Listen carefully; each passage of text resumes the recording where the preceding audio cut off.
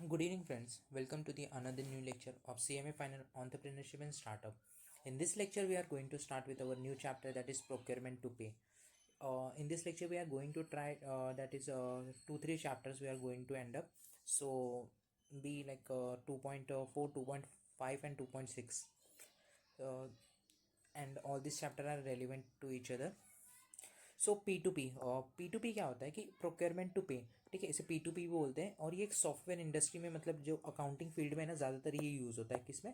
Accounts में। जो अगर आप काम कर रहे रहोगे ना, तो सैप में जैसे डेटा एंट्री होती है, हाँ क्या, उसमें ज़्यादातर यूज़ होता है। फिर और भी जो अकाउंटिंग की फील्ड में है ना, उनको पता रहेगा ये उनमें यूज़ होता है। It denotes a specific division, that is procurement process. It indicate the purchasing department. Purchasing department और अकाउंटिंग डिपार्टमेंट के बीच का ये करता है। अभी एक एग्जांपल के तौर पे मैं आपको बताता हूँ कैसे रहता है कि प्रोसेस पूरा एक सी एक प्रोडक्शन टीम होती है। मेरे मन में आया कि मैं कुछ प्रोड्यूस करना है, ठीक है। अगर मेरे को कुछ प्रोड्यूस करना है तो एक प्रोडक्शन टीम है, ठीक है। अब ये प्रोडक्शन टीम प्लेस करेगी ऑर्डर। ऑर्डर प्लेस नहीं करेगी, रिक्वायरमेंट बताएगी, ठीक है। रिक्वायरमेंट किन्हें बताएगी? डायरेक्टली थोड़ी ना, मतलब लाइक प्रोडक्शन करने के मन में आया तो डायरेक्टली ऑर्डर प्लेस करेंगे, नहीं। सो ये डिपार्टमेंट रहता है, अदर डिपार्टमेंट, जैसे परचेज डिपार्टमेंट रहता है। तो परचेज डिपार्टमेंट को बताएगी कि हमें ना कुछ चीज़ें परचेज करनी है। तो परचेज डिपार्टमेंट ना वो बोलेगा कि आपको क्या चाहिए, ठीक है। तो ये बोलेंगे, सपोज अगर ये इंडस्ट्री है और ये बनाते हैं, ईयरफोन्स बनाती है, ठीक है। ये मेरे को बहुत अच्छा एग्जांपल लग रहा है। ईयरफोन्स बनाती है, ईयरफोन्स। तो ये परचेज डिपार्टमेंट, एग्जांपल ले लीजिए, बोट ले लीजिए, ठीक है। बोट ईयरफोन्स बना रही है। बोट का है ना, प्रोडक्शन डिपार्टमेंट बोल रहे हैं हमें नए टाइप के ना ईयरफोन्स बनाने हैं, उसके लिए ना। तो इन्होंने और ये बताएंगे कि हमारी रिक्वायरमेंट किसको है, किसको बताएंगे? प्रोडक्शन डिपार्टमेंट को बताएंगे। प्रोडक्शन डिपार्टमेंट फिर चेक करेगा कि मार्केट में सप्लायर कौन है इस चीज़ का। अब ये लोग, बोट क्या करता है यूजुअली ना, चाइना से माल लेके आता है, ठीक है। तो ये देखेंगे चाइना के अंदर इसके सप्लायर्स कौन कौन है। अब ये चाइना में गए, वहाँ पे बहुत सारे सप्लायर्स हैं ना, फिर उनसे कोटेशन लिया, उनका क्या प्राइस रेंज है, कि कितने का को कोई दे रहा है, कि उनको जो चाहिए रॉ मटेरियल्स, ठीक है, जो भी अलग अलग का। उसमें ये देखेंगे लाइक उनके पास हिस्ट्री क्या है, रेपुटेशन क्या है, जिस ब्रांड से वो लोग ले रहे हैं। क्योंकि फाइनली उनको क्या चाहिए? रॉ मटेरियल चाहिए। रॉ मटेरियल के लिए वो इन्फीरियर रॉ मटेरियल तो नहीं है, ठीक है, अच्छे सुपीरियर क्वालिटी की रॉ मटेरियल है ना, वो चेक करेंगे। फिर वेदर कोई उनका ब्रांड का रेपुटेशन ख़राब तो नहीं है, ठीक है। तो ये सब चीज़ें ना चेक करता है सप्लायर, ठीक है। तो अब ये सप्लायर की है ना, ये सब चीज़ें चेक कौन करेगा? Purchase department. Purchase department finally supplier से एग्री हो गया, और कि सप्लायर अच्छा है, अपने को सप्लायर मिल गया। तो सप्लायर ये क्या करता है? परचेज डिपार्टमेंट ना पीओ इशू करता है। क्या कर पीओ किसको बोलते हैं? Purchase order. PO purchase order place करेगा। अब पीओ प्लेस करने के बाद पर ये एक पूरा प्रोसेस होता है, तो वही प्रोसेस अभी बता रहा हूँ, ठीक है। अब पीओ आएगा, और पीओ के बाद ना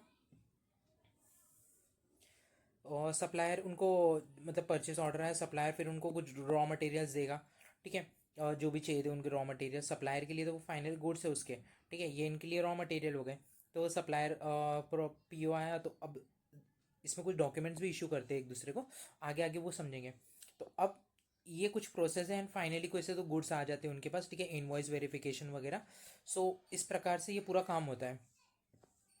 तो पहले परचेस रिक्विजिशन। रिक्विजिशन मतलब रिक्वेस्ट, ठीक है। परचेस रिक्वेस्ट प्लेस करेगा, कौन प्लेस करेगा? प्रोडक्शन डिपार्टमेंट प्लेस करेगा परचेस डिपार्टमेंट के पास, ठीक है।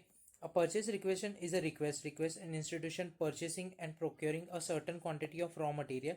जो भी रॉ मटेरियल चाहिए, ठीक है, उस सर्टन पॉइंट ऑफ टाइम के लिए वो बताएगा, ठीक है। और जो कि प्रोडक्शन डिपार्टमेंट है, परचेज डिपार्टमेंट को बताया हमें ये वाले रॉ मटेरियल चाहिए, ठीक है, एक्स वाई रॉ मटेरियल चाहिए, ये है ना, ये फिर वो सप्लायर ढूंढेगा। सप्लायर ढूंढने के बाद there are the 3 stakeholders, इसमें 3 corresponding task involve in the purchase requisition. कौन कौन से 3 लोग हैं जो कि परचेस रिक्वेजिशन में इन्वॉल्व रहते हैं? It use to give a notification requirement. जो भी मटेरियल चाहिए उसके बारे में हम ट्रैक कर सकते हैं। When employ spot need, they can request raising the purchase request. Employ को लगा कि यार ये स्टेशनरी खत्म हो गई है, ठीक है, स्टेशनरी, तो वो परचेस डिपार्टमेंट को बताएगा हमारे ना डिपार्टमेंट में ना स्टेशनरी खत्म हो गई, एम्प्लॉय बता सकता है। Once a purchase request is created, the purchasing department verify the information about the purchasing request. Form in a incomplete, the purchase could either fill out with the missing information or return to the PR request. See purchase department check करेगा कि ये request में सब कुछ जो चाहिए था वो है, इसमें कुछ एरर तो नहीं है. ठीक है. इफ़ एवरीथिंग सीम्स मतलब जो भी चाहिए थे, ठीक है, agent can be forwarded further approval and purchase order generate हो जाएगा. सी जो प्रोसेस बताया, सी परचेज डिपार्टमेंट ना सप्लायर चेक करेगा. सप्लायर चेक एम्प्लॉय ने बता दिया कि मेरे को ये ज़रूरत है. ठीक है. प्रोडक्शन डिपार्टमेंट ने वो पीओ बनाने के लिए पहले सप्लायर ढूंढेगा ना कि उनका सबका कोटेशन कौन कितने सस्ते में दे रहा है, कौन कितना अच्छा है. तो वो सब चीज़ें भी चेक होती है. फिर फाइनली जाके एक पीओ बनता है. पीओ बनने के बाद ना जो सप्लायर है, ठीक है, आएंगे उस पर. इन सम organisation the purchase request is forward to the requester manager and ensure that the value of purchase does not exceed the department requester's spending limit. C department ना बताता है कि मेरे को ना इतने बजट का चाहिए. ठीक है. सी अगर बोट ने अगर ऑर्डर प्लेस किया, उसने बोला कि मेरे को 1 करोड़ तक का सामान चाहिए. ठीक है. 1 करोड़ से ज़्यादा रॉ मटेरियल का नहीं चाहिए. कोई हर एक अलग अलग ये है सप्लायर. ठीक है. अलग अलग का कोटेशन है. कोई 1 करोड़ 10 लाख में, कोई 1 करोड़ 20 लाख में. तो ये सब का वेरी कर सकता है. बट मेरे जो डिमांड है कि मेरा 1 करोड़ तक बजट है, इससे कम होगा चलेगा. ठीक है. बट इससे ज़्यादा होगा मे बी हो सकता है. तो वो बताना पड़ेगा प्रोडक्शन डिपार्टमेंट को इतना ज़्यादा हो सकता है. क्योंकि ना अगर हर एक डिपार्टमेंट अगर एक दूसरे के साथ कोऑर्डिनेट नहीं करेगा ना, तो फाइनली है ना जो भी कंपनी है ना वो लॉन्ग टर्म के लिए ना सस्टेन नहीं कर पाएगी. The manager can either approve and forward this finance team. क्योंकि हर एक डिपार्टमेंट को एक दूसरे के साथ कोऑर्डिनेट करना पड़ेगा. ठीक है. एंड जब जाके एक फाइनल प्रोडक्ट बनता है, वो फाइनल प्रोडक्ट एंड कंज्यूमर के पास पहुंचेगा. हमने प्रीवियस भी पढ़ा था मार्केटिंग वाले चैप्टर में भी कि like how the marketing plays a crucial role and consumer तक. ठीक है. अब इसमें ना सब प्रोडक्शन के इसमें से departments within the company के बारे में पढ़ेंगे. And send back to the request to the initiator with a specific comment and reject queue. ठीक है. आते हैं इस पे वापस. सी अब सप्लायर को बोला कि हमें कुछ सप्लायर ने इनको ये सेल कर दिया कुछ. तो अब सप्लायर इनके लिए बनाएगा एक डिलीवरी चलान. डिलीवरी के लिए कुछ तो बचेगा ना, तो डिलीवरी के लिए ना एक गुड बनाएगा. तो परचेज डिपार्टमेंट क्या करता है कि सॉरी जो पीओ जनरेट परचेज डिपार्टमेंट ना वो चेक करता है कि जो हमने बताया था कि जो हमारे पीओ में ये नीड्स है. ठीक है. वो रॉ मटेरियल्स आए क्या. सपोज इन्होंने बताया था कि हमें ना गेहूँ चाहिए. सपोज एग्जांपल ये कोई गेहूँ चाहिए. वो गेहूँ ना ये क्वालिटी के चाहिए. उसमें क्वालिटी स्पेसिफाई करेंगे कुछ भी रॉ मटेरियल की. ठीक है. उसमें क्वांटिटी स्पेसिफाई करेंगे एंड और टाइम पीरियड अगर स्पेसिफाई करेंगे ये टाइम पे चाहिए. ठीक है. सो ये सब चीज़ें ना इंपॉर्टेंट बन जाती है. एंड इनके दो बाद ही है ना मतलब जो पीओ परचेस ऑर्डर प्लेस होता है. ठीक है. और वो सब चीज़ें ना परचेस ऑर्डर में मेंशन करते हैं. एंड डिलीवरी चालान से वो मीट हो रही है क्या नहीं हो रही है. ठीक है. जो भी सप्लायर ने डिलीवरी चालान भेजा है, ठीक है, वो सब मतलब उसमें डिटेल्स बताता है कि चालान नहीं होता, वो बेसिकली डिलीवरी के लिए एक डॉक्यूमेंट रहता है. सेम काइंड ऑफ डिलीवरी मतलब अगर मेरे को कुछ डिलीवरी करनी है तो मैं उसके लिए सप्लायर भी है ना एक डॉक्यूमेंट भेजता है. तो वो वेरीफाई करते हैं दोनों. ये आगे आएगा मैं उसमें बताऊँगा.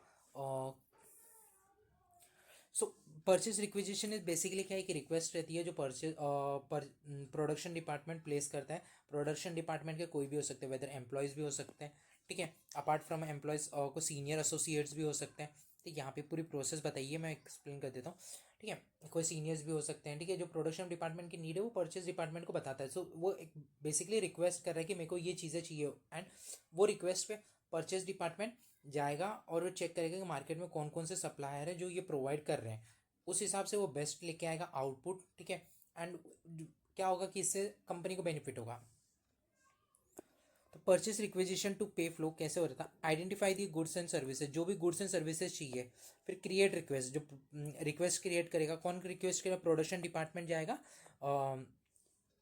प्रोडक्शन डिपार्टमेंट परचेस डिपार्टमेंट के पास रिक्वेस्ट ये करेगा. फिर अप्रूव रिक्वेजिशन मतलब रिक्वेस्ट जो भी रहेगा वो, ठीक है, दोनों डिपार्टमेंट मिल बांट के अप्रूव करेंगे.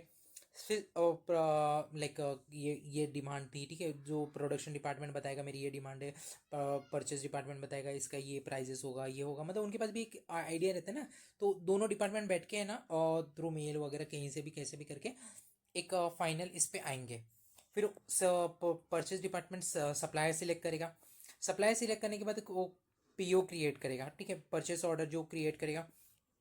परचेस ऑर्डर सप्लायर को भेजेगा जो भी रॉ मटेरियल सेल करने वाला है। Initiating goods and services note, जो कि गुड्स रिसीव नोट। सी अभी क्या करेगा, जो ये है सप्लायर है, सप्लायर ना गुड्स रिसीव नोट ये बताएगा कि ये लो आपका गुड्स परफॉर्म 3 वे मैचिंग, तीनों मतलब कंपनी भी मैचिंग करेगी, सप्लायर भी मैचिंग करेगा, एंड मतलब लाइक फर्स्ट मैचिंग दोनों, ये देखो पीओ, जो पीओ बनाया था पीओ और जो इन दोनों का मैचिंग होगा, ठीक है।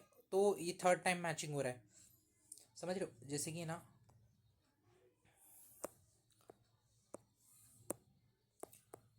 परचेस ऑर्डर था, परचेस ऑर्डर ये दिया कंपनी ने, सप्लायर ने दिया इनको जो कि गुड्स रिसीव नोट दिया, ठीक है। अब इन दोनों को वेरीफाई करेंगे कि जो डिमांड थी जो सप्लाई किया वो दोनों मैच हो रहे क्या, तो ये 3 टाइम मैचिंग हो गया ना, तो 3 वे मैचिंग हो गया। सेंड अकाउंट्स पेएबल, ये जो डिटेल्स है वो अकाउंट्स पेएबल डिपार्टमेंट को बताई जाएंगी, ठीक है, मैचिंग करने के बाद जो भी गुड्स एंड सर्विस है, एंड फाइनली इनवॉइस का पेमेंट कर देंगे। तो इस प्रकार पूरी प्रोसेस है कि फाइनली इनवॉइस का पेमेंट हो जाएगा। रिक्वेस्ट ऑफ कोटेशन, अब रिक्वेस्ट ऑफ कोटेशन क्या होता है, request of quotation is an initiative extended, यहाँ से ना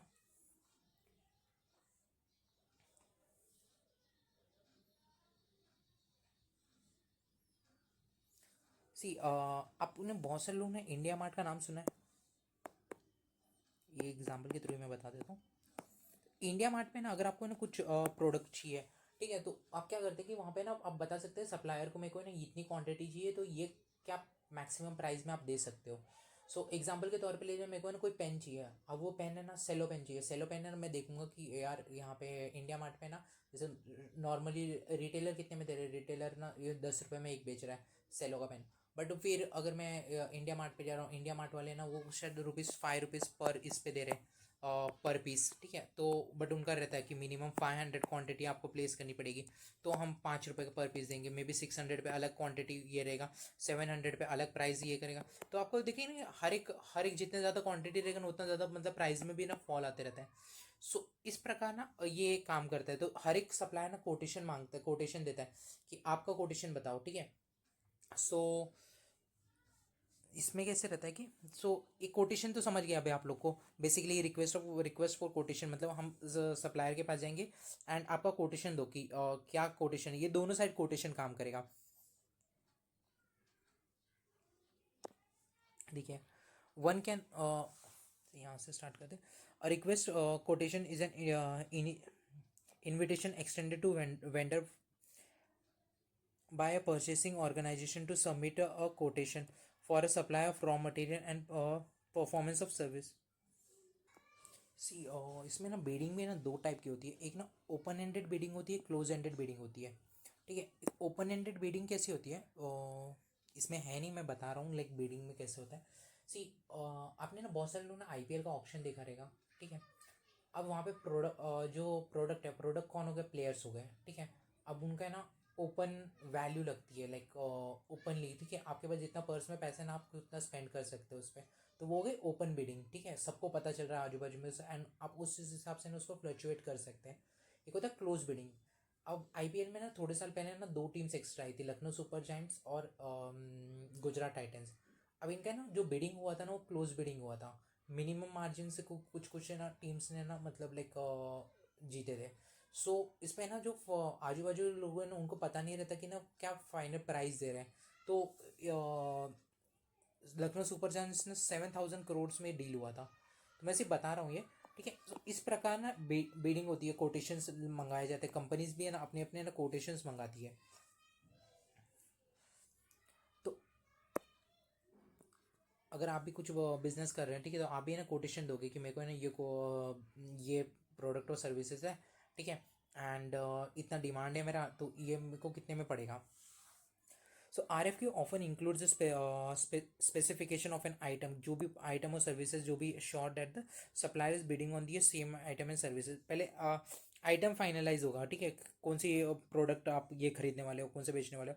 if R F is issue vendor several vendor one of have the system to determine the most favourable, जो भी आपको फेवरेबल लग रहा है ऑटोमेटिकली जनरेट एंड रिजेक्ट कर देंगे successful bidder. One can also store the price on delivery of the information in the future assess.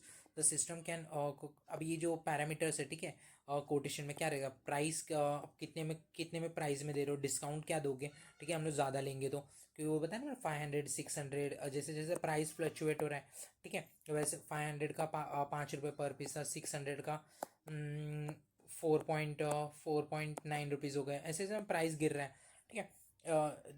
Requirement date कब चाहिए, ठीक है, पेमेंट टर्म्स क्या रहेंगे, कि कैश में कितना देंगे, क्रेडिट देंगे, ठीक है, एंड कितना दिन का क्रेडिट पीरियड रहेगा, कितने दिन में लाइक अगर प्रोडक्ट एंड सर्विसेज रिटर्न कर देंगे तो फिर लाइक हर एक कंडीशंस रहती है, बहुत सारे पेमेंट का टर्म्स रहते हैं, ठीक है. अदर चार्जेस क्या क्या रहेंगे, मतलब लाइक शिपिंग टाइप क्या रहेगा, शिपिंग चार्जेस क्या रहेगा, डिलीवरी डेट क्या रहेगी, फाइनेंशियल चार्जेस क्या रहेंगे, ठीक है. सी फाइनेंशियल चार्जेस कैसे होगा, अभी ये है लाइक आपने देखा रहेगा ना, जीएसटी में आपने पढ़ा रहेगा कि एक ही रहता है ना कि अगर आपको कोई गुड्स है वो अगर टाइमली नहीं मिल रहा है, ठीक है, तो उसमें ना वो इंटरेस्ट चार्ज करता है सप्लायर, ठीक है, तो वो फाइनेंशियल चार्जेस में आ जाएगा. नेक्स्ट टॉपिक पे आते हैं. नेक्स्ट टॉपिक है अपना परचेस ऑर्डर. परचेस ऑर्डर मैंने बता दिया कि कौन प्लेस करेगा, कितने कब प्लेस करेगा, ठीक है. सेम वही कंसेप्ट हैं कि बार बार रिपीटेड कंसेप्ट हैं. आपको पता है कि अब ये प्रोडक्शन डिपार्टमेंट प्लेस करेगा, प्रोडक्शन डिपार्टमेंट प्लेस करेगा और क्या प्लेस करेगा, परचेस डिपार्टमेंट के पास, ठीक है. सो यही बताया परचेस.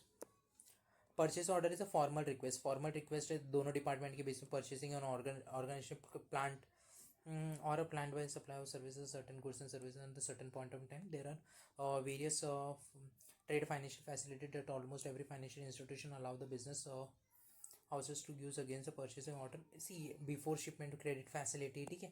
सो ये बेसिकली है ना, आप रीड कर सकते हैं, इसमें कुछ है नहीं, बट मेरे को नहीं लग रहा purchase P place order PO पे वो कुछ पूछेंगे, बेसिकली पीओ को पूछ भी सकते हैं, ठीक है. सो पीओ कैसे कि like before shipment and the credit facility, क्या क्रेडिट फैसिलिटी है, ठीक है. मैं परचेज ऑर्डर प्लेस करने से पहले, ठीक है, मेरी जो भी मतलब डिमांड्स रहेंगी, ठीक है, वो परचेज डिपार्टमेंट ना बताएगा, किसको बताएगा, सप्लायर को बताएगा कि हमारे ना ये डिमांड्स है, ठीक है. सो उसमें हम लोगों को बिफोर शिपमेंट क्रेडिट फैसिलिटी क्या मिलने वाली है, शिपमेंट से पहले हम लोगों को मतलब पता चलेगा 3 मंथ्स का क्रेडिट फैसिलिटी है. पोस्ट शिपमेंट कितनी क्रेडिट फैसिलिटी में, ट्रेड फाइनेंशियल फैसिलिटी क्या है, foreign bill purchaser credit facility, bill requirement क्या है, ऑर्डर कन्फिगरेशन फॉलोअप क्या होगा, ठीक है. सो ये सब आ जाएंगे इसमें. मेनी परचेज ऑर्डर का नो लॉन्गर पेपर बेस्ड, अभी तो ज़्यादातर ना पेपर बेस्ड है ही नहीं, सब लोग ना इलेक्ट्रॉनिक फॉर्म में चले गए. इलेक्ट्रॉनिक फॉर्म में अभी मोस्टली आप सब लोग ऑफिस में काम कर चुके हैं, आपको पता है कि ज़्यादातर ना इलेक्ट्रॉनिक फॉर्म में ना डेटा रखने में प्रॉब्लम नहीं हो रहा एंड हैंडल करने में भी इशू नहीं हो रहा, ठीक है. एंड ईजिली एक दूसरे को मतलब लाइक शेयर कर सकते हैं इलेक्ट्रॉनिक फॉर्म में. नेक्स्ट आता है कॉन्ट्रैक्ट. अब कॉन्ट्रैक्ट क्या रहता है, अब कॉन्ट्रैक्ट दोनों मतलब लाइक प्रोडक्शन डिपार्टमेंट जो कि प्रोडक्शन की कंपनी है, ठीक है, कंपनी जिसने ऑर्डर प्लेस किया है, ठीक है, और जो सप्लायर है, इन दोनों के बीच के अग्रीमेंट होगा, ठीक है. सो उसको हम लोग बोल रहे हैं कॉन्ट्रैक्ट यहाँ पे. A contract is an outline purchasing agreement against which a release order can be issued and agreed material and services when the requirement in the frame contract takes a following form. तो ये मेरे note से पढ़ा देता हूँ मैंने, इस पे एग्जाम्पल्स के थ्रू नोट बनाए. ठीक है, एक होता है quantity contract, quantity based contract है, ठीक है. अब क्वांटिटी बेस्ड कॉन्ट्रैक्ट क्या हुआ कि एग्जांपल भी दिया मैंने यहाँ पे, an agreement to supply the fix quantity, इतनी क्वांटिटी चाहिए मेरे को चाहिए 10,000 यूनिट 12 महीने में, ठीक है, 10,000 यूनिट 12 महीने के अंदर चाहिए, तो ये हो गई क्वांटिटी बेस्ड, मेरे को 10,000 यूनिट चाहिए 12 महीने में. अब ये कैसे भी हो सकता है, जनवरी में 5,000 दे, अप्रैल में 2,000, कैसे भी दे, ठीक है. तो मैंने इस हिसाब से ना मतलब यहाँ पे एग्जाम्पल दिया मैंने, कार का दिया है, ठीक है. तो 50,000 टायर्स चाहिए, ठीक है, 1 साल के अंदर, ठीक है. तो वही यहाँ पे बोला है कि लाइक क्वांटिटी बेस ऐसे हो जाता है कि एक क्वांटिटी में बता दूंगा कि मेरे को इतने चाहिए, इतने टाइम में चाहिए, इस हिसाब से चाहिए, तो वो तो मेरे मतलब लाइक एज अ जो कंपनी हो, मैन्युफैक्चरिंग कंपनी है, तो उसको भी इशू नहीं होगा कि लाइक स्टोरेज कॉस्ट लो, जो आपने ईओ क्यू पढ़ा था ना इंटर में, इकोनॉमिक ऑर्डर वैल्यू. सो वही सब कंसेप्ट इसमें आप अप्लाई कर, ये सब आपने इंटर में पढ़ा है वही सिलेबस में, ठीक है. कॉस्टिंग में ईओ क्यू ये सब पढ़ा है ना, वो सब ये सब चीज़ें थी. Each time the order is place it is likely contract. So एक होता है क्वांटिटी बेस्ड, ठीक है, एक होता है वैल्यू बेस्ड, ठीक है। वैल्यू कॉन्ट्रैक्ट, वैल्यू कॉन्ट्रैक्ट कैसे हो गया कि agreement of total value of goods and services purchase over time. मैंने बताया ना कि अभी थोड़ी देर पहले कि मेरे को ना 1 करोड़ का रॉ मटेरियल चाहिए, ठीक है, 1 करोड़ से ज़्यादा का रॉ मटेरियल में चाहिए नहीं, तो यहाँ पे क्या बोला, retail chain has a sign value contract. Cosmetic supplier, cosmetic supplier को बोला कि 1 करोड़ वर्थ ऑफ उनको कॉस्मेटिक चाहिए over the year. Then the order is in combination of perfumes, creams and shampoos, ठीक है। अब फरवरी में उन्होंने 20 लाख का शेयर कर दिया, फिर 30 लाख का, फिर ऐसे करके ना 1 लाख रुपए का ना रीच हो गया लिमिट। फिर ये तो एक सर्विस कॉन्ट्रैक्ट, सर्विस कॉन्ट्रैक्ट यानी कि कैसे हो गया कि we will maintain your system for 3 years. यहाँ पे ना कहीं से मैं रेलिवेंट करूँ तो आप इंडियस ना 115 आपने पढ़ा रहेगा CFR में, इंडियस 115 कॉन्ट्रैक्ट, कॉन्ट्रैक्ट टू कस्टमर कब कब एक्चुअली में ये करते हैं, तो उससे तो थोड़ा आप रिलेट कर पाओगे। सो इसमें क्या होता है कि मैं फाइनली ना ATM मशीन है, ठीक है, इसकी 3 ईयर्स की सर्विस वारंटी मैंने किसी को दे दिया है, ठीक है। तो अब इंडियस 115 में पड़ा रहेगा ईयरली बेसिस में ना, जैसे जैसे सर्विस ही हो रही है तो वैसे वैसे हम उसको रिकॉग्नाइज करेंगे। सेम वैसे ये इधर भी ज़्यादा कुछ डिफरेंट नहीं है। तो मतलब इंडियस 115 नहीं है, बट सर्विस बेस्ड कॉन्ट्रैक्ट भी होता है। 5,000 पर ईयर पे लाइक 4 ईयर्स के लिए हम इसको ये करेंगे। तो यहाँ पे मैंने जब उसको एग्जांपल्स को मैंने थोड़ा छोटा किया, क्वांटिटी बेस में 50,000 टायर्स है, ये है सर्विस वाला। तो इसको कैसे याद रख सकते हैं, we Q V S Q V S Q V S Q V S, इतना मतलब याद आपको ही रखना पड़ेगा, इसमें कुछ शॉर्टकट नहीं बन पाएगा। But quantity value and service, ठीक है। एक होता है GRN। अब GRN क्या होता है मैं बताता हूँ।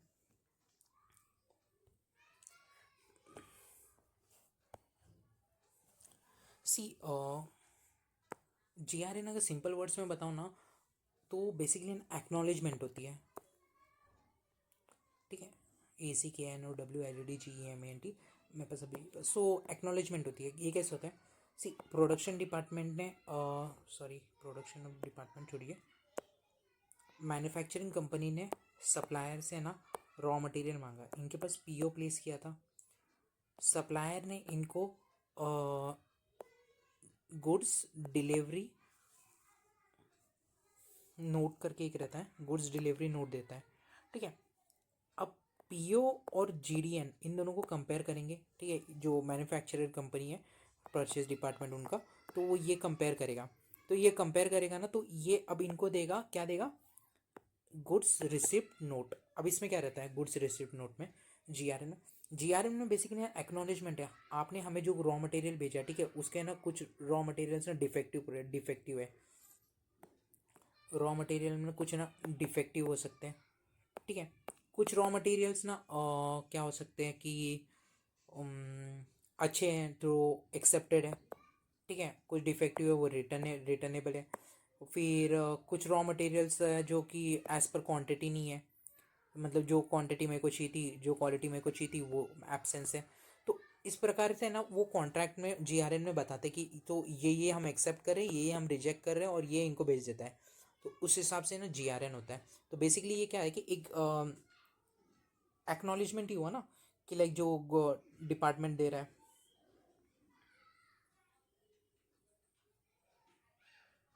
कि ये गुड्स हम लोग रिजेक्ट कर रहे हैं, ये गुड्स हम एक्सेप्ट कर रहे हैं। सो उस हिसाब से परचेज ऑर्डर जनरेट होता है। Purchase order is performed when the material is produced as per the production order and goods are being placed at the storage location. So good receipt is perform कब perform करते हैं, जब ये ना इस produce as per the production order, जो भी production order था, ठीक है, PO प्लेस किया था, ठीक है, तो उस हिसाब से ना have been placed. The goods receipt lead to increasing in stock, increase हो जाएगा stock. Goods receipt are as follow, raw material बोले, स्पेयर्स बोले, consumables, other office trade items जो भी है मेरे पास, फिक्स एसेट जो भी मतलब इन स्टॉक भी है इसमें कंसिडर हो रहा है, ठीक है।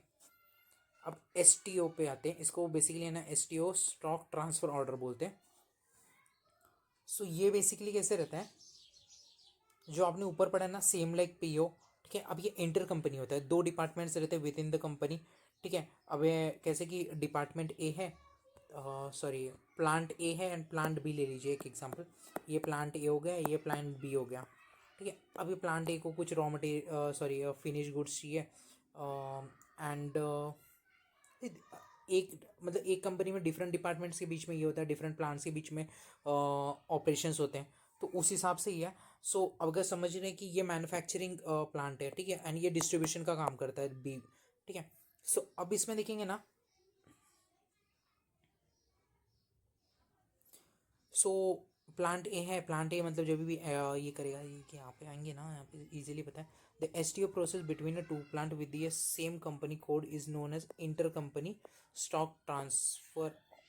इंटर कंपनी स्टॉक ट्रांसफर, ये एमसीक्यू में पूछ सकते हैं कि लाइक एस टी ओ मतलब क्या है, ठीक है। सो उस हिसाब से आपको बताना पड़ेगा। तो STO involves not only in inventory management ही नहीं है, but also purchasing in the receiving plant. The goal is the goods issue posting in the inventory management is carried out without involvement of sales. STO is in SAP is the intercompany process. See अगर एक plant A plant B को भेज रहा है, ठीक है, तो वो इन ट्रांजिट जो भी गुड्स रहेंगे वो मॉनिटर कर पाएगा कि ये गुड्स ना, प्लांट है अगर समझो महाराष्ट्र में और ये प्लांट दिल्ली में है, ठीक है, तो इन ट्रांजिट गुड्स मॉनिटर होंगे जब जब प्रोसेस मतलब लाइक उस हिसाब से डेटा एंट्री होगा, ठीक है, उस हिसाब से अकाउंटिंग एंट्री होगा।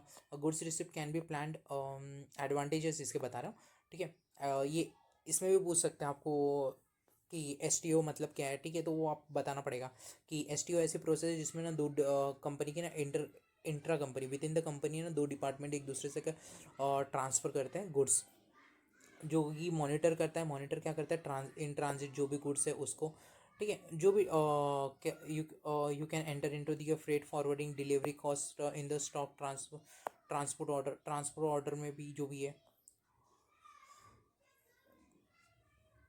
जो भी डिलीवरी कॉस्ट आएगा, ठीक है, वो S T O requirement can be a part of M R P, मतलब जो भी final M R P product की एम आर पी उसमें भी क्रूशियल रोल प्ले करता है। एंड गुड्स एंड इशू जो भी गुड्स इशूअर है एंटर इनटू दी, मतलब बुक्स में ना अपने पास ना प्रॉपरली मैनेज हो जाएंगे सब चीज़ें, ठीक है। मेरे पास ना इन ट्रांजिट है, ठीक है, अभी महाराष्ट्र से दिल्ली जा रहा है, ठीक है, इन ट्रांजिट जो भी गुड्स है मेरे को पता है कि लाइक ये टाइम पे ये गुड्स यहाँ पे जाएगा, ठीक है, उस हिसाब से मेरे एंट्री होते रहेंगे सिस्टम में। एंड फाइनली जब भी वहाँ पे पहुँच जाएगा दिल्ली का डिपार्टमेंट, वो डिस्ट्रीब्यूशन डिपार्टमेंट बोलेगा कि मेरे पास पहुँच गया है, ठीक है, तो वो भी अगर सिस्टम के थ्रू ये कर रहा है, ठीक है, तो वो फाइनली है ना महाराष्ट्र के डिपार्टमेंट में ना ऑटोमेटिकली एंट्री हो जाएगा। ये यूजुअली ना सैप वाले जो भी किए रहेंगे ना उनको एक्सपीरियंस रहेगा इस सब चीज़ों का। फिर आते हैं इनवॉइस वेरिफिकेशन। इनवॉइस वेरिफिकेशन कभी का स्टेज है, ठीक है। अभी यहाँ पे जीआरएन जनरेट हुआ था, अब जीआरएन जनरेट हुआ ना तो इन्होंने ना कुछ इनवॉइस भी भेजा रहेगा, डिलीवरी ये जीडीएन के साथ ना एक इनवॉइस भी भेजते हैं, ठीक है। अब ये इनवॉइस वेरीफाई करेंगे बेसिकली, है ना, जो जीआरएन गुड्स रिसिप्ट नोट को काइंड ऑफ ये बोल सकते हैं, इनवॉइस ही बोल सकते हैं। एंड एक फाइनल इनवॉइस बनती है, ठीक है, उस हिसाब से।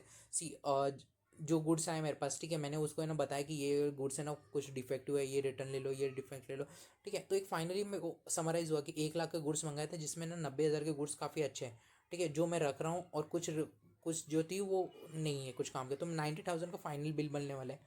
तो उस हिसाब से अगर 90,000 का फाइनल बिल बनेगा तो इनवॉइस वेरिफिकेशन में आ जाता है वो।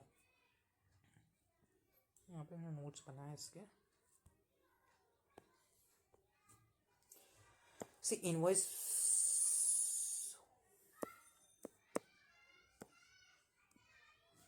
इनवॉइस वेरिफिकेशन क्या, process of checking the vendor invoice before making a payment. Payment होने से पहले हम लोग इंश्योर करेंगे कि जो भी इनवॉइस में है वो सब चीज़ें करेक्ट है क्या। It ensure that the invoice detail match the purchase order, जो भी मैंने पीओ और गुड्स रिसिप्ट नोट जनरेट हुआ है मार्क्स फाइनल इनवॉइस में वही सब चीज़ें हैं क्या नहीं है, ठीक है। यहाँ पे एग्जांपल दिया, कंपनी ने ऑर्डर किया था 500 steel rods from a vendor send for a invoice 50,000, 50,000 का भेजा। The financial team check if the invoice match the PO, जो भी पीओ में और जीआर जो goods receipt note goods receipt note है उसमें बराबर मैच हो रहा है या नहीं हो रहा। पोस्टिंग ऑफ इनवॉइस, जो भी इनवॉइस है, ठीक है, after goods have been received and verified the vendor invoice is posted in the system में पोस्ट होगा। This update with the financial record and allow the payment to be made. See invoice invoice verify होंगे तो ही मैं system में information put कर पाऊँगा, जो भी इंफॉर्मेशन मैं पोस्ट कर रहा हूँ, ठीक है, फाइनली वो रिफ्लेक्ट करेंगे एंड फाइनली वो पेमेंट होगा। हम लोग बोलते हैं ना कि लाइक वो जनरल एंट्रीज होती है, कैश पेमेंट आउट होती है, तभी वैसे ही है। तो P O 1,000 laptop 40,000 each, G R confirms receipt vendor and send invoice to the financial post invoice, ये एग्जाम्पल है, आप पढ़ ले। सो ब्लॉक्ड इनवॉइस एक होती है, see when the invoice amount and और जो भी क्वांटिटी डिफर करता है जो पीओ से, ठीक है, अगर बहुत सारा बियॉन्ड टॉलरेंस लिमिट, सी 1 लाख के गुड्स थे 90,000 में आ गए, ठीक है, और 10,000 का कुछ ये था, अभी 1 लाख के गुड्स मैंने प्लेस किए थे, हाँ क्या 10,000 की जगह है ना, सपोज 80,000 के गुड्स ना खराब है और सिर्फ 20,000 के गुड्स ठीक है, तो ये बियॉन्ड हो गया ना लिमिट। तो वही यहाँ पे मैंने एग्जांपल दिया, से 200 चेयर्स ना 1,000 ईच की, तो 2 लाख रुपए का ये किया था, but vendor send 2,20,000 since the 20,000 difference is जो भी अबाउट टॉलरेंस है, ठीक है, और मतलब ज़्यादा दे दिया वेंडर ने मेरे को कुछ अमाउंट में, तो जो अंटिल जो फाइनेंशियल 20,000 ज़्यादा वेंडर मांग रहा है, वो किस बात का मांग रहा है, तो वो फाइनल अप्रूवल के बाद ही वो पेमेंट होगा। तो टॉलरेंस लिमिट कहता है अ प्रीसेट अलाउड डिफरेंस बिटवीन, सी मैंने और वेंडर ने मिलके है ना एक्सेप्ट किया था कि टॉलरेंस बैंड होता है ना कि लाइक टॉलरेंस सेट इज 5,000 और tolerance set is 5,000, invoice difference is 3,000, auto approved, ठीक है। मैं एक सैप में ना एंट्री कर रहा हूँ, 1 लाख का है ना, वो बोला कि 1 लाख के जो गुड्स है ना, तो इसमें ना 5,000 का ना ऊपर नीचे फ्लक्चुएशन हो सकता है, मे बी ये 95,000 के हो, मे बी 1,05,000, तो ये टॉलरेंस हो गया, ठीक है। 5,000 हम दोनों ने मिलकर अग्री किया कि प्राइस ऊपर भी हो सकती है, प्राइस नीचे भी जा सकती है, तो उस हिसाब से मैं बोला ठीक है, अग्री कर लिया मैंने। अब फाइनली जो आ रही है और 5,000 नहीं 15,000 का डिफरेंस आ रहा है, ठीक है। सो अब जो भी ये रहेगा ना वो तो ब्लॉक हो जाएगा, ब्लॉक इनवॉइस में चले रहेगा, और with in the tolerance limit रहेगा, तो उसकी पेमेंट हो जाएगी जो हमने सेट की थी, invoice difference is 8,000, blocked invoice for a manual check. Evaluate receipt and settlement, ERS. Automatically invoice posting based PO and GR without receiving the separate invoice from a vendor requires a pre agreement between a vendor and buyer, दोनों के बीच में pre agreement होना चाहिए। Retainer order 10,000 bottle from the vendor under ERS agreement. After goods receipt confirm delivery, system automatically generate an is no need to for the vendor to send the invoice, ठीक है, कोई ज़रूरत नहीं है invoice send करने की। तो इसी के साथ ना अपना है ना ये वाला चैप्टर ना ख़त्म हो जाता है।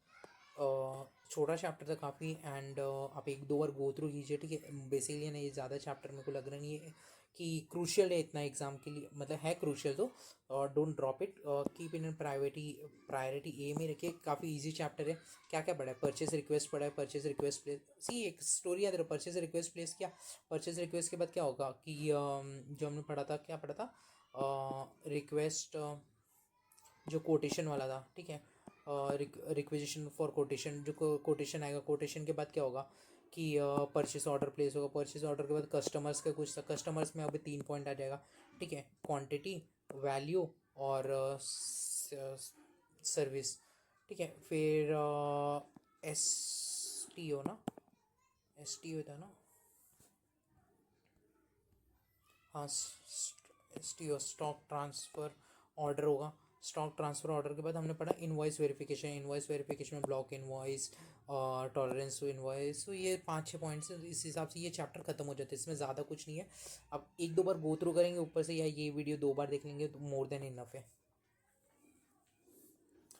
ऑर्डर टू कैश क्या होता है, सी एक साइकिल होती है ऑर्डर टू कैश की, ये भी है ना, इसे OTC बोलते हैं, इसे OTC या O2 और C भी बोलते हैं शॉर्ट फॉर्म में। ये फाइनेंशियल एंड सेल्स टीम के बीच में इंटीग्रेटेड होता है। अब ये कैसे चलता है, सी यहाँ पे आते हैं, प्री सी ये 4 चीज़ें, pre sale activity, ordering process, shipping and billing. यहाँ पे देखिए the following steps are involve in order to cash, कौन कौन से स्टेप्स है जो ऑर्डर टू कैश में इन्वॉल्व है।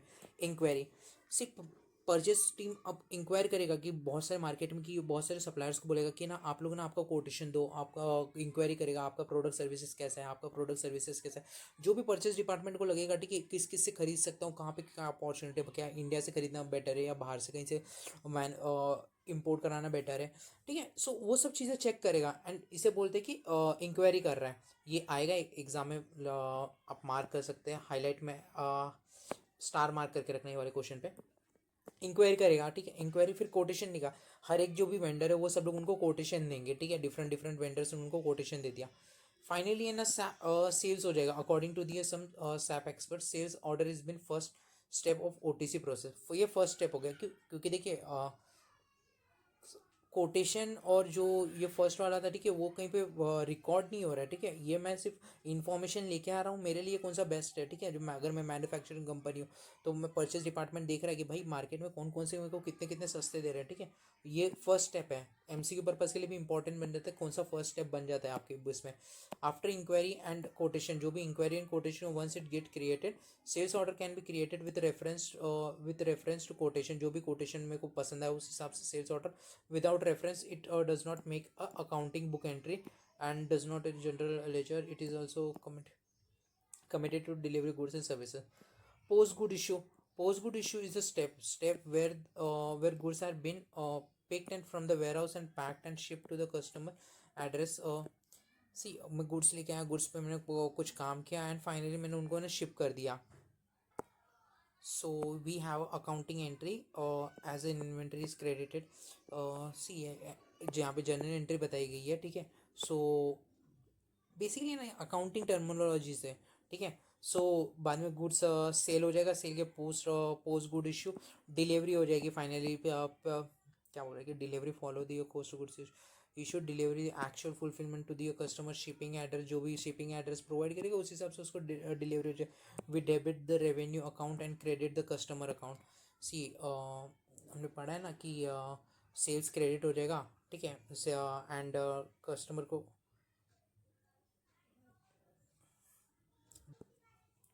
billing, at the billing stage we send it bill to the customer and deliver we have accounting। so billing कर देंगे finally. इसमें क्या क्या स्टेप्स है, कुछ ज़्यादा स्टेप्स नहीं है, ठीक है। क्या करेगा, 5 स्टेप्स तो ऑलमोस्ट आपको याद हो गए रहेंगे। क्या, पहले तो इंक्वायरी करेगा, परचेज डिपार्टमेंट इंक्वायरी करेगा, परचेज डिपार्टमेंट ने इंक्वायरी किया तो वहाँ पे उसने कोटेशन बना लिया। कोटेशन बनाने के बाद परचेज डिपार्टमेंट चला गया, मतलब सेल हो गया एंड फाइनली परचेज डिपार्टमेंट के बाद वो प्रोडक्ट आ गया। प्रोडक्ट आया, परचेज डिपार्टमेंट ने उस पर मतलब प्रोडक्शन डिपार्टमेंट को बताया, प्रोडक्शन डिपार्टमेंट ने उस पर काम किया, फाइनल आउटपुट बन गई। फाइनल आउटपुट बन गई तो वो पोस्ट मतलब शिप, अब ये शिप हो जाएगा, ठीक है। सेल्स के बाद शिप हो गया। पोस्ट गुड इशू, जो कस्टमर को चाहिए था, कस्टमर ने मेरे को बोला कि यहाँ पे चाहिए उसको डिलीवरी का खर्चा होगा मेरे, तो मैं डिलीवर कर दूंगा उसको एंड फाइनली उसका मैं बिलिंग कर दूंगा उसी के साथ। सिंपल प्रोसेस है, ज़्यादा कुछ टेक्निकल नहीं है, सिंपल इतना याद रखना है। एंड ऐसे कुछ सॉफ्टवेयर से ERP सॉफ्टवेयर, ठीक है, ये सब सॉफ्टवेयर ज़्यादा कुछ टेक्निकल नहीं है इसमें, अपने इंटरव्यू में पढ़ा रहेगा। सो ये मेरे को नहीं लग रहा कि ये पूछेंगे आपसे डायग्राम, बट ये आप लोग जनरल अंडरस्टैंडिंग है, आप लोग समझ सकते हैं कि लाइक कॉन्ट्रैक्ट हुआ, कॉन्ट्रैक्ट से सेल ऑर्डर मतलब लाइक कस्टमर और इसमें कॉन्ट्रैक्ट इंक्वायरी कोटेशन निकाला, ठीक है। परचेज फिर इनके बीच में जो भी कॉन्ट्रैक्ट हुआ, कॉन्ट्रैक्ट के हिसाब से सेल्स ऑर्डर प्लेस हुआ, सेल्स ऑर्डर प्लेस हुआ और सेल्स ऑर्डर जो भी कस्टमर से शिपिंग किया उनको, एंड उस हिसाब से ये हुआ फाइनली जो बिलिंग वो की ये प्रोसेस हुई। इसके ना कुछ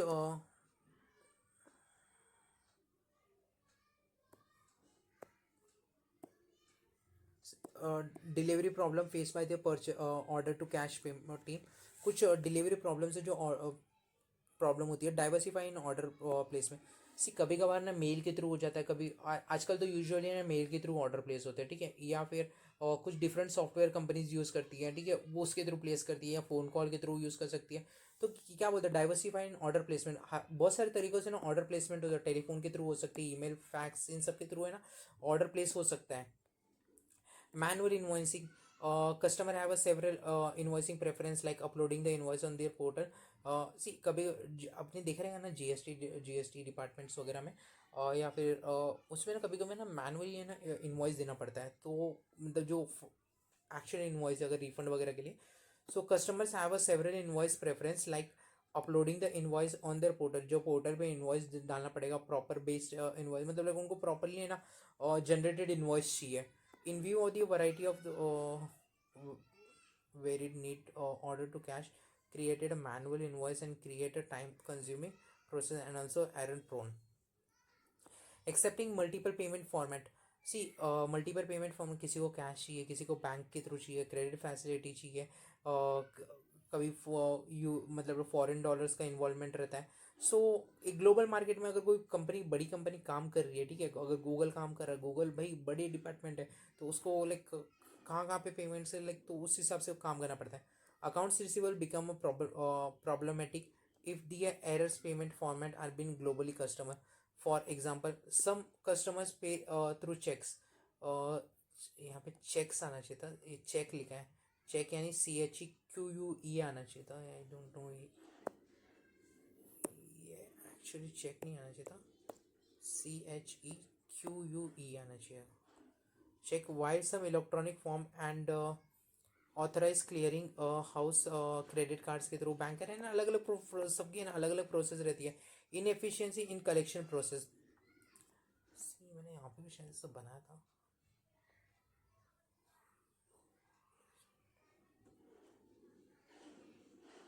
सी inefficiency in collection process, collection team lacks real data status and the customer's credit. यहाँ पे मैंने एग्जांपल दिया, customer nearing credit limit is not flagged outline. See मैंने अगर कोई कस्टमर को गुड्स भेज दिया, अभी गुड्स मैंने भेजा क्रेडिट पे, ठीक है, ये यूजुअली बैंक्स में होता है, बैंक्स में फिर उनको कॉल करते रहते हैं, जो भी पैसे हैं मेरे पैसे दे दो, पैसे दे दो, जो कलेक्शन टीम का काम है, ठीक है। सो ये कलेक्शन प्रोसेस हो गया, इनएफिशिएंसी होता है कलेक्शन, स्लो और डिस्प्यूटेड रिजोल्यूशन, ठीक है। Dispute handling is slow because is manually check claim and supporting document, this resolution payment recovery the customer claims.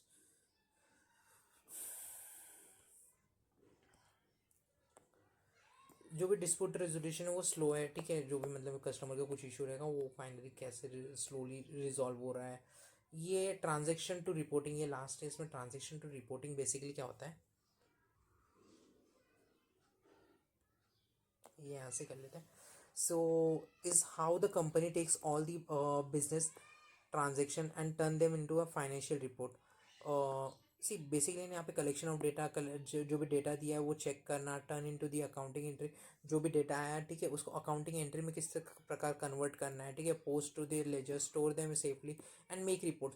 Basically ना ट्रांजेक्शन टू रिपोर्ट क्या होगी, मेरे को ना डेली रिपोर्टिंग करना है, वो रिपोर्टिंग में कैसे कर पाऊंगा, रिपोर्टिंग के लिए मेरे को डेटा कलेक्ट करना पड़ेगा, ठीक है, तो बेसिकली वो डेटा एक्सट्रैक्शन में आ गया, डेटा अलग अलग यहाँ से मेरे को डेटा निकालना पड़ेगा, जो भी डेटा मैंने कलेक्ट किया उसको मेरे को डेटा वैलिडेशन चेक करना पड़ेगा, ठीक है। After checking those data turn into the accounting entry, उसको डेटा ट्रांसफॉर्म करना पड़ेगा मेरे को, ठीक है, जो भी वाउचर्स या अकाउंटिंग, उसकी अकाउंटिंग करनी पड़ेगी ना, and store them safely with the making report, voucher posting जो भी है, ठीक है, डिफरेंट वाउचर्स है जो भी यूज़ हो रहे हैं, कोई गुड्स लेके आ रहा हूँ उसका डिफरेंट वाउचर्स है, स्टोरिंग वाउचर, जो भी वाउचर्स रहेंगे उनको मेरे को स्टोर करना पड़ेगा, एंड जनरेट रिपोर्ट, उस हिसाब से मेरे को रिपोर्ट जनरेट करना पड़ेगा, कीप इन प्रायोरिटी सी, ठीक है, मे भी पूछ भी सकते हैं बट नहीं पूछेंगे, ठीक है।